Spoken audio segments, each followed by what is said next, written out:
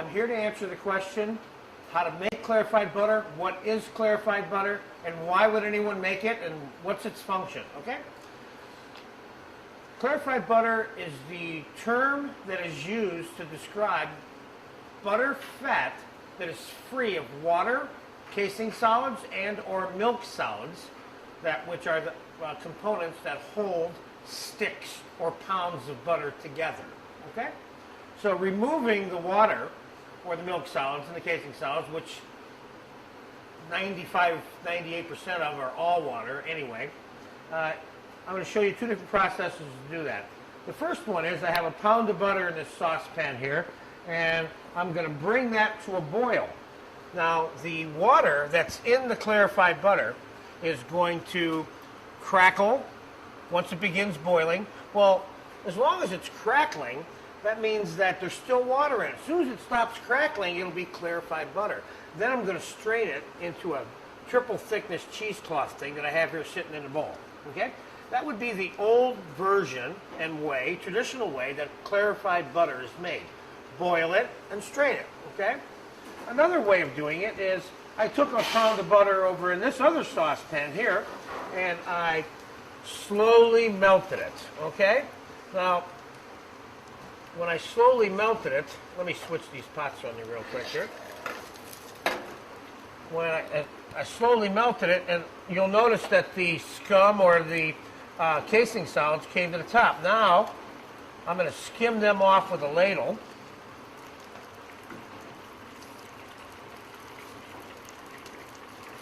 And I'm going to tell you the pros and cons, in my opinion, about the difference between clarifying the butter either one of these ways. You'll notice that's boiling and then it's crackling over here. Get down inside that pot so they can see this, okay?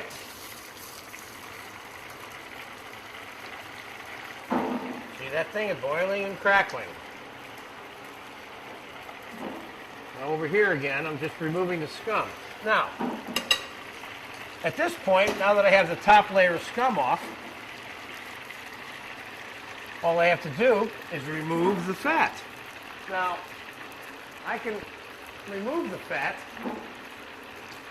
off the top with a big ladle initially. And this is the butter fat.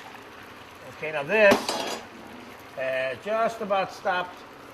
That stopped crackling back there. So we're going to pull that off of there now. And we're going to pass this one right through the cheesecloth.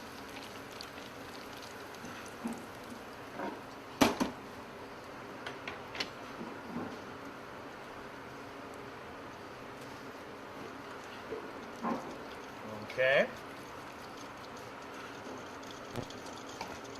Now that is clarified butter.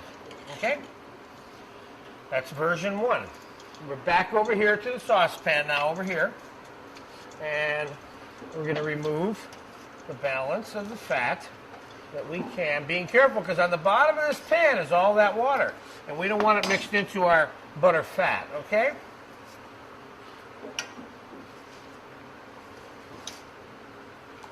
Now, one way to get the balance of the clarified butter off of it is to pour it directly into a tall container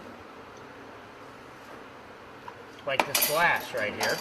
And what will happen is eventually the fat will settle on the top and it'll be easier for you to remove. And I'm going to move these over here, and then we're going to come back in a second here, and I'm going to show you what happened over here, and then we'll take the fat off. It's already starting to form on the top.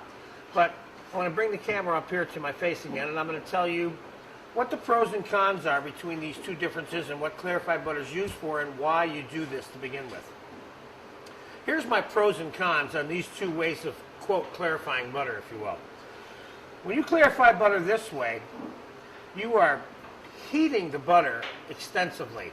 Now, butter has only so much tolerance to heat, and then it breaks down, or, quote, it loses its ability to transmit heat.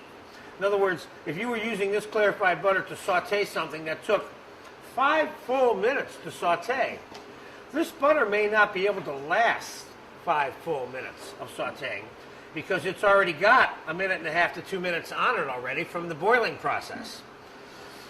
Now, don't forget, clarified butter is on the lowest part of the fat chain, if you will, in terms of tolerance to heat among fats. The chain is like this. Clarified butter has the lowest tolerance to heat. Then it's olive oil.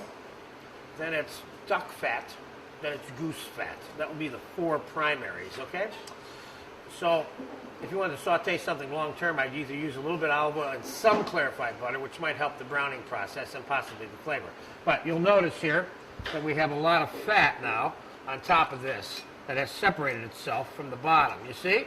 Now it's easier to take the fat off the glass with the ladle without incorporating into any of the water into it. You see there how it's separated for you? This clarified butter, if you will, which isn't 100% water-free, but it's pretty darn close, will last longer in a saute pan in terms of its ability to transmit the heat, which is what it's used for when you're, see how much of that butter I got? So I didn't waste any by putting it in the glass, you see? And I got it all out of there. Pretty much all of it, okay? I don't want to mix any water in, it's enough for me. So, people use clarified butter when they want the fat, and they don't want the water as part of it. Obviously, when you use whole butter to try to saute something in it, the water is going to crackle and make little fires and stuff in the saute pan for you too. And that's another reason why you use clarified butter instead of whole butter for high intense heat type stovetop cooking.